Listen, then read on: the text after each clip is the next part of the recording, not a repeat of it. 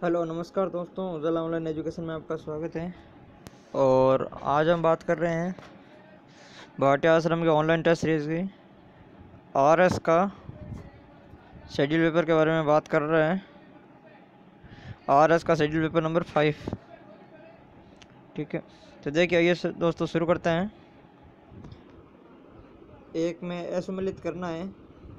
उत्तरी ध्रुव वर्त 66.5 डिग्री उत्तरी रेखा एकदम सही है। कर्क रेखा 23.5 डिग्री उत्तरी अक्षांश, ये भी सही है। उत्तरी ध्रुव 90 डिग्री अंश उत्तरी अक्षांश, ये भी सही है। इसमें असम्मिलित छांटना है। देखिए प्रधान है यमोत्तर रेखा है और 0 डिग्री अक्षांश रेखा दे रखा है, जबकि प्रधान है यमोत्तर रेखा 0 डिग्री देशांतर रेखाएं होती हैं। इसका मतलब इसका सही आंसर हो जाएगा डी। प्रश्न नंबर 2, असत्य कथन का छांटना। इसमें असत्य कथन का चयन करना है। ठीक है, तो उत्तर ध्रुव को दक्षिण ध्रुव से जोड़ने वाली वास्तविक रेखाएं देशांतर है। देखिए रेखा तो देशांतर है, लेकिन ये काल्पनिक रेखाएं होती है, वास्तविक रेखाएं नहीं होती है। इसका सही आंसर हो जाएगा 1। ठीक है, बाकी देशांतर रेखाएं एक अर्धवृत्त रेखाएं होती है, सेमी सर्कुलर रेखा लाइंस बिल्कुल सही है। अक्षांश रेखाओं से भिन्न सभी देशांतरी यमोत्तरों की लंबाई समान होती है, बिल्कुल ये भी सही है। और प्रमुख यमोत्तर या 180 डिग्री प्रमुख यमोत्तर या 180 डिग्री यमोत्तर मिलकर पृथ्वी की 2 समान भागों में विभक्त करती है, तो ये भी सही है कथन। तो इसमें असत्य कथन पूछा, असत्य कथन पहला ही असत्य कथन होगा, बाकी सारा सही है। ठीक है, देशांतर रेखा है वो काल्पनिक रेखा होती है। अंतर्राष्ट्रीय तिथि रेखा है वो कौन सी, किस देशांतर रेखा को कहा जाता है? 180 डिग्री देशांतर रेखा को अंतर्राष्ट्रीय तिथि रेखा कहा जाता है। ठीक है, प्रश्न नंबर 4 है, भारत के संविधान में राष्ट्रपति की स्थिति के संबंध में अधोलिखित कथनों पर विचार कर सत्य कथन बताने हैं। ठीक है, राष्ट्रपति की स्थिति और सत्य कथन बताने हैं। देखिए राष्ट्रपति बनने वाला व्यक्ति संसद का सदस्य निर्वाचित होने की योग्यता रखता है। देखिए संसद का, इसमें सिर्फ संसद लिखा है, इसके लिए ये गलत हो जाएगा। इसने लोकसभा लिखा नहीं है, जबकि राष्ट्रपति है वो लोकसभा का सदस्य निर्वाचित होने की योग्यता करता है, इसलिए पहला कथन गलत हो गया। राष्ट्रपति के निर्वाचक मंडल में राज्यसभा, लोकसभा तथा राज्य विधानमंडलों की निर्वाचित सदस्य को, देखिए राज्य विधानमंडल शब्द दिया है, विधानमंडल नहीं होगा यहाँ पर, सिर्फ विधानसभा होगा, इसलिए दूसरा कथन भी गलत है। एक व्यक्ति जितनी बार चाहे राष्ट्रपति पद पर निर्वाचित हो सकता है, ये कथन सत्य है। राष्ट्रपति पर महाभियोग संविधान के उल्लंघन और न्यायालय में दोषसिद्धि के संबंध में लगाया जाता है, यह भी गलत है। राष्ट्रपति के निर्वाचन से संबंधित संदेह या विवाद का निर्धारण उच्चतम न्यायालय करेगा, यह सही है। अर्थात 3 और 5 दो कथन है वो सत्य हैं, इसका सही आंसर हो जाएगा 3 और 5। ठीक है, देखिए दोस्तों, राष्ट्रपति बनने वाला व्यक्ति लोकसभा का सदस्य की लोकसभा का सदस्य की निर्वाचित होने की योग्यता पूरी करता हो, या राज्यसभा, लोकसभा व विधानसभाओं के निर्वाचित सदस्य निर्वाचक मंडल में शामिल होते हैं और वो कितनी बार भी बन सकते हैं, तथा संविधान के उल्लंघन में ही सिर्फ महाभियोग लाया जाता है, वो न्यायालय की दोषसिद्धि वाला वो है, वो शब्द गलत लिखा हुआ था। ठीक है, किस सुल्तान ने दिल्ली के स्थान पर देवगिरी अर्थात दौलताबाद को अपनी राजधानी बनाई था? मोहम्मद बिन तुगलक ने, MBT ने बनाया था दिल्ली से देवगिरी राजधानी। ठीक है, किसानों की आय को दुगुना करने की रिपोर्ट में वर्ष 2022 तक कई हजार FPOs का गठन की मंजूरी सरकार द्वारा दी गई थी। FPO से आशी है फार्मर प्रोड्यूस ऑर्गेनाइजेशन, इसका सही आंसर हो जाएगा फार्मर प्रोड्यूस ऑर्गेनाइजेशन। किस समिति ने RBI का लेखा वर्ष सरकार के वित्त वर्ष के समान करने की हाल ही में सिफारिश की थी?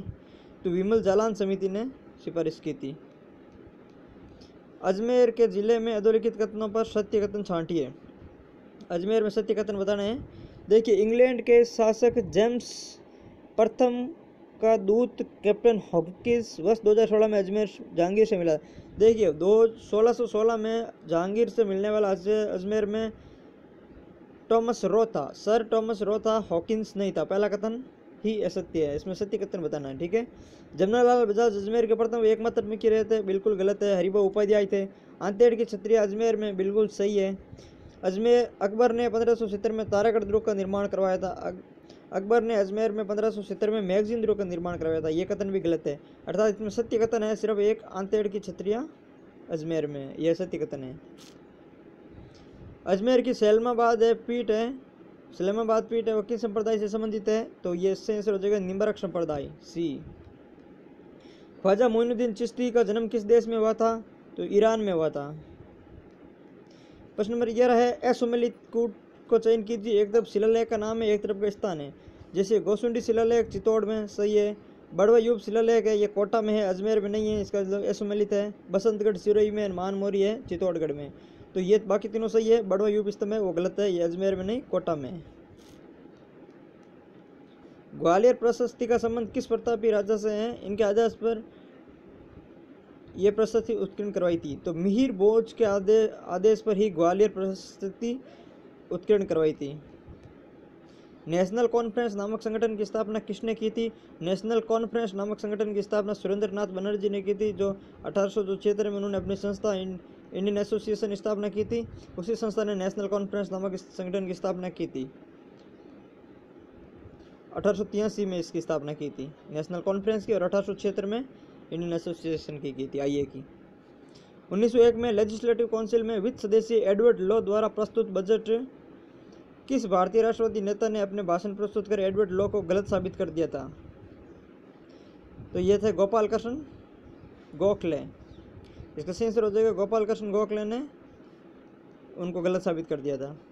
किसने कांग्रेस के अधिवेशन को 3 दिन का तमाशा कहा था? तो अश्विनी कुमार दत्त ने 3 दिन का तमाशा कहा था। स्वदेशी व बॉयकॉट बहिष्कार आंदोलन किस वर्ष प्रारंभ किया गया था? तो 1905 में प्रारंभ किया गया था। बंगाल विभाजन के समय 1905 में स्वदेशी व बहिष्कार एक मुख्य आंदोलन प्रारंभ किया गया था। ब्रिटिश संसद के किस सदस्य को भारतीय मामलों में अधिक रुचि लेने के कारण भारत के लिए सदस्य के रूप में संबोधित किया था? चार्ल्स ब्रैडला को। एसोमेली छांटना एक तरफ है लेखक संपादक और एक तरफ समाचार पत्र है। देखिए पंजाब केसरी जो है वो केसरी है, वो गाल गंगाधर तिलक ने लिखा था। विपिन चंद्र पाल ने न्यू इंडिया लिखी थी। लाला लाजपत राय ने पंजाबी लिखा था। तीनों एकदम सही है। अरविंद घोष का है ये समाचार पत्र, अरविंद घोष ने नहीं लिखा था। अरविंद घोष का समाचार पत्र वंदे मातरम था। भारत में क्रांतिकारी आतंकवादी गतिविधियों की नींव डालने का श्रेय चापेकर बंधुओं को जाता है। इन्होंने किस वर्ष पुणे के प्लेग कमिश्नर रैंड व एमहर्स्ट की हत्या की थी? 1897 में पुणे के जो प्लेग कमिश्नर है रैंड और एमहर्स्ट की हत्या की थी चापेकर बंधुओं ने। बालकृष्ण एवं दामोदर चापू थे। जीएसटी प्रणाली के अर्थव्यवस्था पर सकारात्मक प्रभाव में निम्नलिखित में से कौन सा सही नहीं है? तो देखिए वित्तीय समावेशन है, वित्तीय समावेशन में वृद्धि ये सही है। एकीकृत राष्ट्रीय बाजार का निर्माण ये भी सही कथन है। कर चोरी व अपवंचना में कमी, टैक्स एवेजन ये भी सही है। कर अनुपाल लागत में कमी, रिडक्शन इन टैक्सेशन कॉस्ट ये एकदम गलत है। तो इसका जो है इसमें असत्य कथन छांटने का कौन सा शामिल नहीं है? तो डी शामिल नहीं होगा। जीएसटी प्रणाली की अर्थव्यवस्था पर सकारात्मक प्रभाव में निम्नलिखित में से कौन सा शामिल है? तो इसमें सकारात्मक प्रभाव पूछा है, मैंने नकारात्मक के हिसाब से सकारात्मक प्रभाव में वित्तीय समावेशन शामिल नहीं होता है, बाकी सभी शामिल होता है। ये शामिल होता है सकारात्मक प्रभाव में कर चोरी एवं कर अनुपालन लागत में कमी, ये तीनों शामिल होते हैं। इसका आंसर 1 हो जाएगा। जीएसटी प्रणाली में अर्थव्यवस्था पर सकारात्मक प्रभाव में निम्नलिखित में से कौन सा शामिल नहीं है? तो इसमें वित्तीय समावेशन में वृद्धि शामिल नहीं है, बाकी सब शामिल है। वित्तीय समावेशन का संबंध बैंकिंग सेवाओं से जुड़ा हुआ है। ठीक है। जीएसटी प्रणाली से संबंधित मुख्य चुनौतियां कौन सी है? जीएसटी प्रणाली से संबंधित मुख्य चुनौतियां कौन सी है? देखिए इसमें संघवाद की भावनाओं का अतिक्रमण, डिजिटल अवसंरचना का पूर्ण होना, अपवादों पर विभिन्न कर दरों की सूची, ये सभी इसमें शामिल है। जीएसटी प्रणाली से संबंधित चुनौतियों में सभी शामिल किया जा सकता है, उपयोग सभी इसका आंसर हो जाएगा। ठीक है।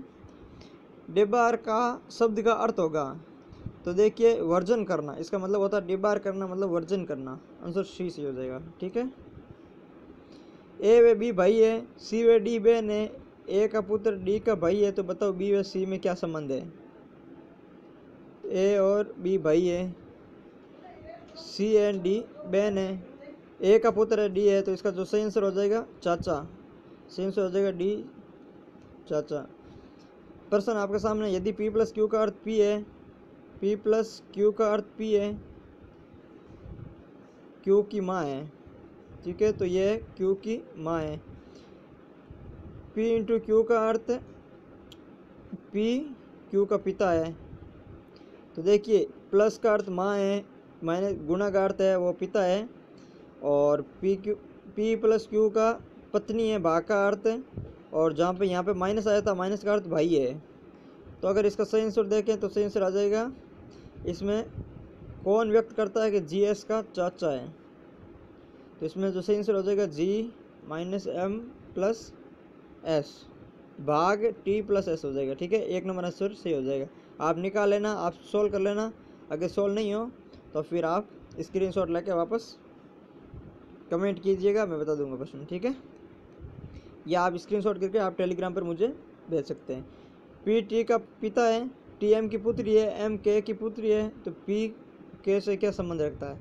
तो ये इसका दामाद हो जाएगा, इसका आंसर हो जाएगा दामाद। तो दोस्तों ये था आर एस का शेड्यूल पेपर नंबर 5। और पुराने शेड्यूल पेपर अगर आपने अभी तक नहीं देखे तो आप जाकर देख सकते हैं। अगर अभी तक आपने चैनल को सब्सक्राइब नहीं किया तो आप प्लीज़ चैनल को सब्सक्राइब जरूर कीजिए। धन्यवाद।